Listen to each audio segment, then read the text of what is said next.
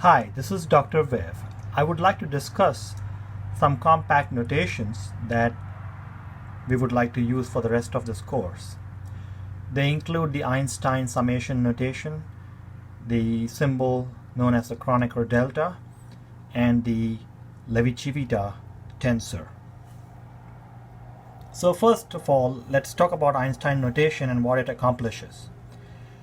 It's a compact way of writing large sums. For example, I have here a system of linear equations in n variables x sub 1 through x sub n.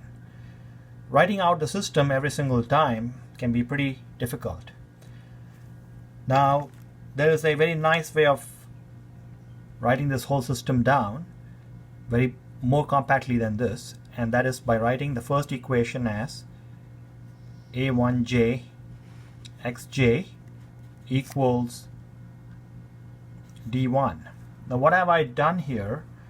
I have used a convention known as Einstein summation convention, where repeated indices, in this case j, means you sum over the entire natural range of that index. So the summation sign here is implied. It's as though I'm thinking but not writing this part.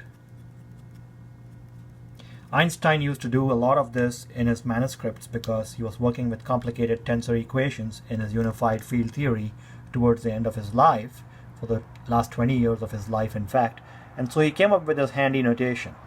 Just omit that sigma sign. Everybody knows that if you repeat the index, it means you sum over it. Now, you be careful not to put too many of these. If you put an I there, then could you be in trouble or not? Let's see. What if I wrote the entire system as aij xj equals di? That can still be done because I will be honoring Einstein's summation convention for the j variable, although I will not be summing over the I variable because it's not repeated. On the left side there's only one single I, on the right side there's another single I. So this little thing I wrote here, aij xj equals di, is this entire system. So that's a very compact way of writing lots of things. Now let's talk about the Kronecker Delta. That's the first item, Einstein summation convention. Second one, so the basic rule is sum only over repeated indices.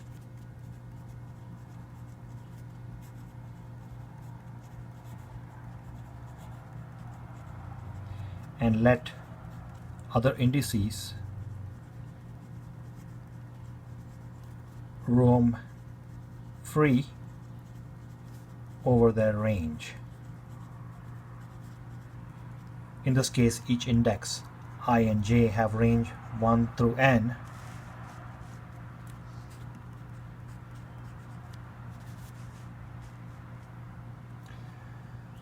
Alright, let's talk about the symbol called Kronecker Delta. The Kronecker Delta symbol is written like this. Kronecker was a great German mathematician who made the famous statement that God made the integers and the rest is the work of man. So Kronecker introduced the following symbol in his work. The quantity delta ij is equal to 1 if I is equal to j, and 0 if I is not equal to j. Now that might seem like a pretty simple quantity, like an on-off switch. The switch has got value 1 if the two indices are equal, and it's got value 0 if the two indices don't agree. But I and j can again roam over the entire range of 1 through n. So if you want to write the Kronecker Delta in matrix form, you can do that. It would be, looks like our little friend, the ant here. Okay, the Kronecker Delta, delta ij. When I do this, it means I'm writing it in matrix form. And that's going to be 1 because That's the 1 1 term, and the 1 1 term will have value 1. Then I have the 1 2 term, which has value 0, and all these other terms will be 0.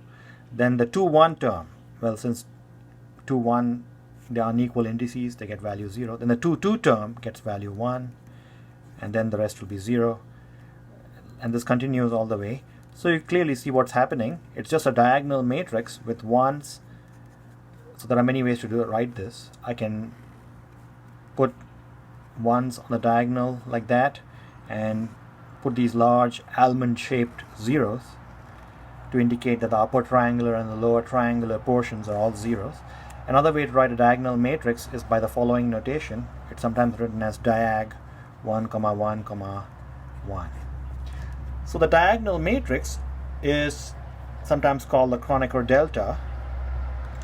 Now these objects that I've indicated here are sometimes called tensors because they have two indices. So this is sometimes called the Kronecker Delta tensor.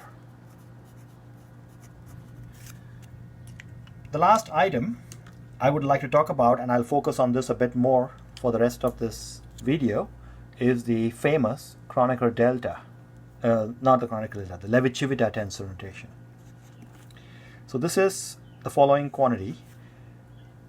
It is epsilon I1, I2, all the way up to In. And how is this beast defined?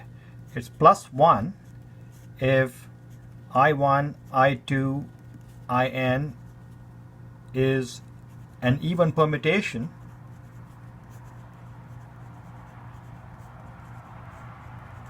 of the string 1, 2, 3 up to n.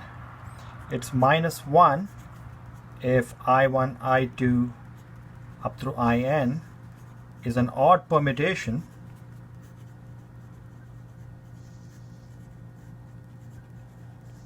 of the string 1, 2, 3 through n, and it's 0 if any two indices are equal.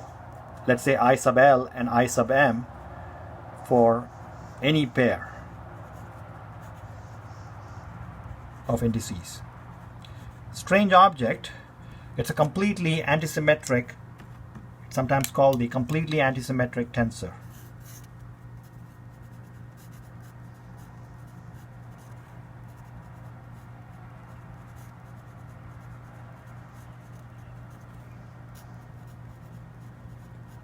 You cannot have a tensor that's more antisymmetric than this one. Now it's a little bit obvious what even permutations of 1, 2, 3 are. You can think of even permutations as things that go with the flow, and odd permutations as things that go against the flow. For example, even permutations of 1, 2, 3, I can represent 1, 2, 3, etc. on a clock face. Even permutations are interchanges like taking 1 to 2, 2 to 3, 3 to 4, and then finally n back to 1. Odd permutations would be doing things out of turn. For example, taking 2 to 1 and doing things like that. So you interchange them against the flow.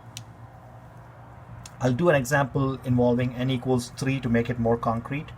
But the big payoff with the epsilon symbol, the Levi-Civita tensor, as it's called in higher mathematics, is the following. The determinant of a matrix can be written, sometimes it's denoted by the symbol brace A, entirely in terms of the Levi-Civita tensor as follows. Epsilon I1, I2, In times AI1, 1, AI2, 2, up to AIN, n. So this is where I've also used Einstein summation on I1, I2, and so on. So whenever Einstein summation has been used, I like to put an ES within those pointy brackets to remind you that I've done that. So that determinant of a matrix can be written in that very compact fashion. Now I want to just show how this works for the three-dimensional case. So just to show how all this pans out in 3D, let's take an example of n equals 3. So first of all, I would like to show you that a determinant, a 3 by 3 determinant, can be written using this formula. How would I do that? So 3 by 3 determinant would be epsilon. I'm just going to call, instead of I1, I2, I3, I'll just call it ijk. It's easier to say and easier to write. So that's going to be a I11, I times 1, and aj times 2, ak times 3. Alright, now remember the magic of the permutation symbol. 1, 2, 3. If you put 1, 2, and 3 at the 12 o'clock, 4 o'clock, and 8 o'clock positions of a clock, even permutations go clockwise and they acquire a plus sign. Odd permutations go counterclockwise and they acquire a minus sign. Although it should be noted that if you follow two odd permutations together, it will still be an even permutation. The product of two odd permutations is still even, but the product of two even permutations is even, and any number of permutations of even types always even, but even number of odd permutations again becomes an even permutation. So let's try to break down this definition of the Levi-Civita for the 3 by 3 case. How will I write epsilon ijk? Following the general pattern, epsilon ijk is going to be plus 1 for even permutations of ijk. So this is going to be ijk equals, what are the even permutations? It's 1, 2, 3, 2, 3, 1, and 3, 1, 2. It's minus 1 for odd permutations. And what do they look like? It's this way. It's 1, 3, 2. You can see that I've got from 1, 2, 3 to 1, 3, 2 by changing the order of that. Or 2, 1, 3. And the last possibility is 3, 2, 1. And it's 0 for everything else. And there are actually 21 possibilities. I'm not going to write all of them. I'll write a few examples. 1, 1, 1, for example, or 1, 1, 2, 1, 1, 3. So in just 1, 1s, there are 3 of them, and then you can interchange the order. So 1, 2, 1. So you can see that there are quite a few of these just for 1, 1, and 2 and 3, like that. So it's a lot of possibilities. There are 21 possibilities, and these are 6 of them. 1, 2, 3, 4, 5, 6 plus 21, 27, and 27 is 3 cubed, and that's a rank 3 tensor. All works out. Now we'll put this definition and see if it works out. The symbol determinant is equal to, now let's start putting values in. Epsilon 1, 2, 3. Remember, only these values are allowed. So let's just go ahead and put all those values that are allowed. So I'll get epsilon 1, 2, 3, A11. Okay, because j is now 1, it's A12, and A22, and A33. Then I have epsilon, the next epsilon that's positive is 231, and for that I need to have A21,